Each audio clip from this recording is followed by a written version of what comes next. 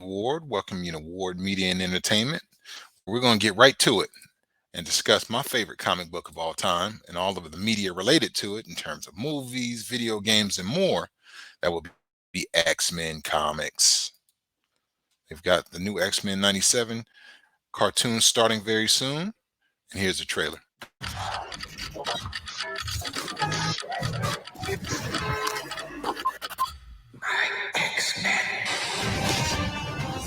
X-Men 97 is not a reboot of the original series, but literally a next day continuation. Come on, let's go. Everything Charles fought for now belongs to me. Like the 90s show, we're keeping the themes of those stories that were so powerful, No more mutants! but adapting it for a brand new audience. What must we do to be good enough?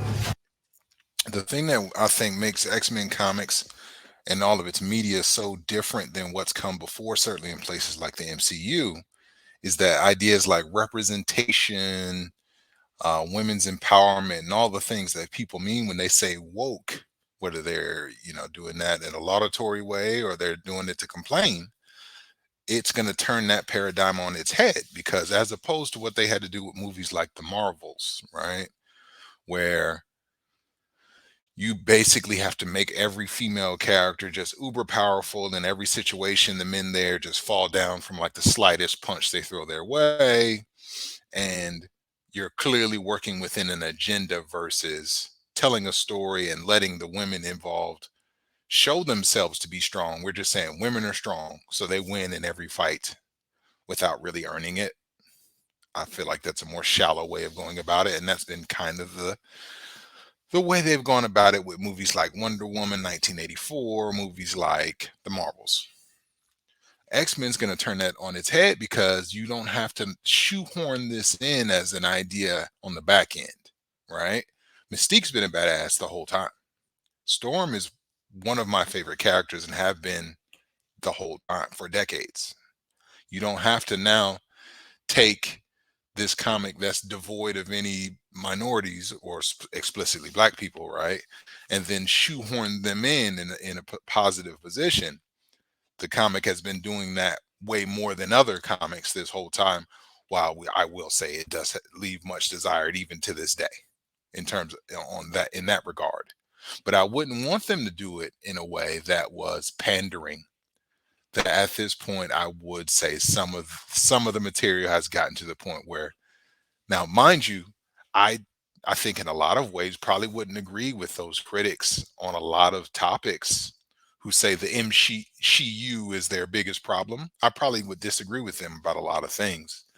But at this point, we've gotten content like She-Hulk that it's very hard to argue that they doesn't have a point.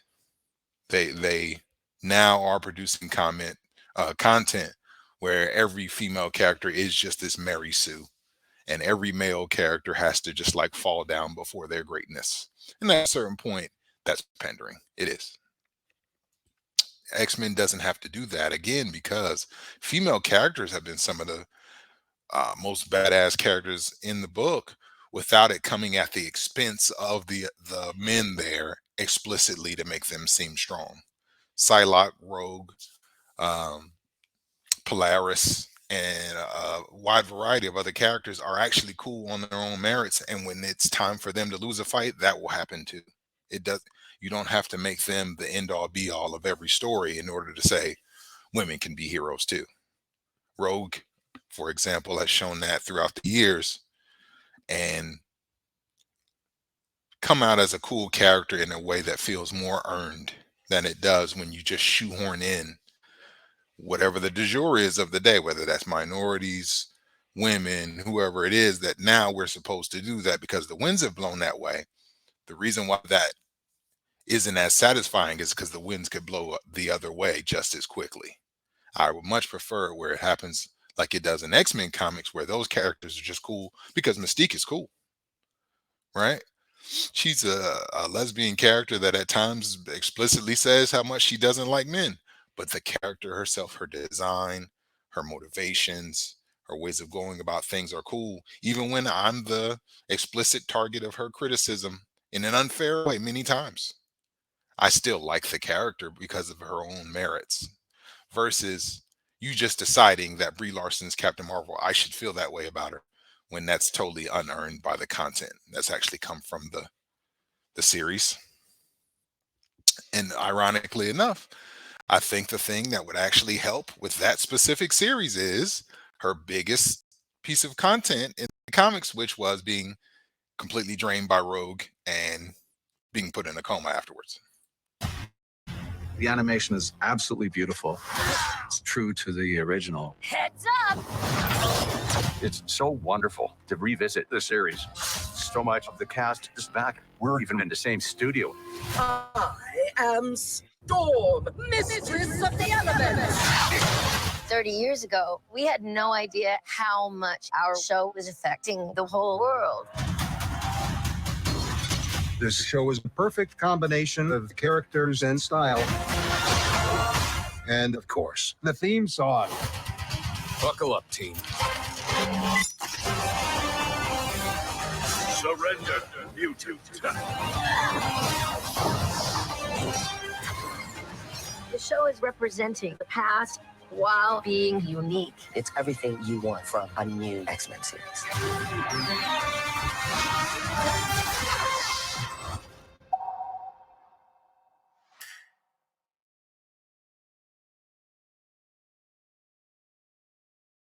So hype and ready for this thing to jump off. I can't wait for it to start. What are you guys ready to see? What are the biggest stories that you want to see adapted? And does it matter to you if there's representation that's explicitly made the focus to you? Would you like to see less of that, or some combination thereof? Because it's definitely been a combination thereof this whole time in the comics, in the cartoons, in the movies. I would be curious to ask what you want the stories to deal with. If racial prejudice is not what's being discussed, if homophobia is not what's being discussed, if the dominant group in any society oppressing other members of the society, if those things are not being discussed in the comic, what exactly do you want them to talk about?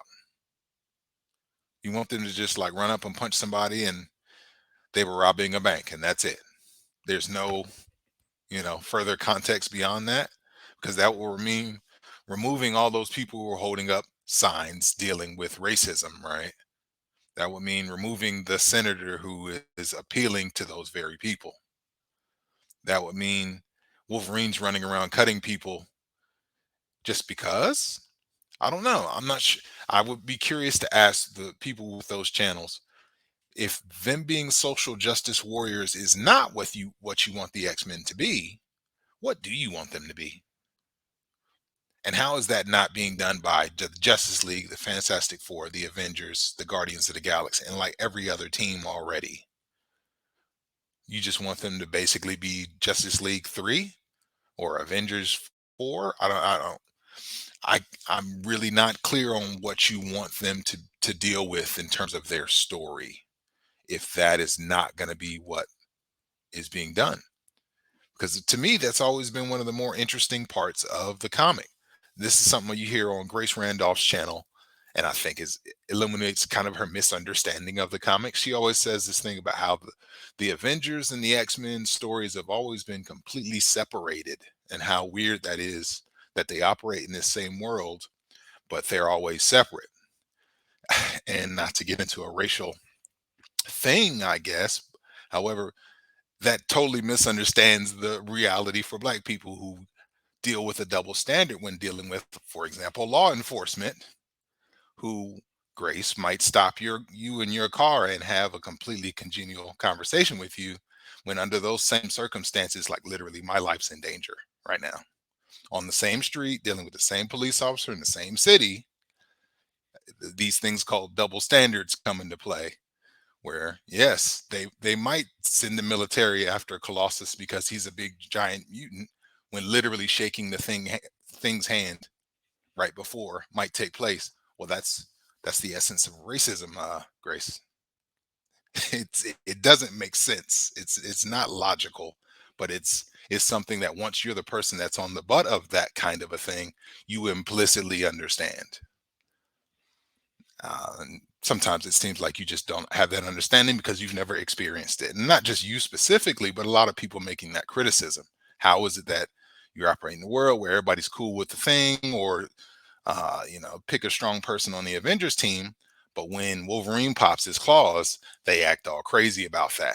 Well, I don't know if you've ever been around security guards who react to you in one kind of a way, and I'm a 6'8" black man. They will react to me in a different way, Grace.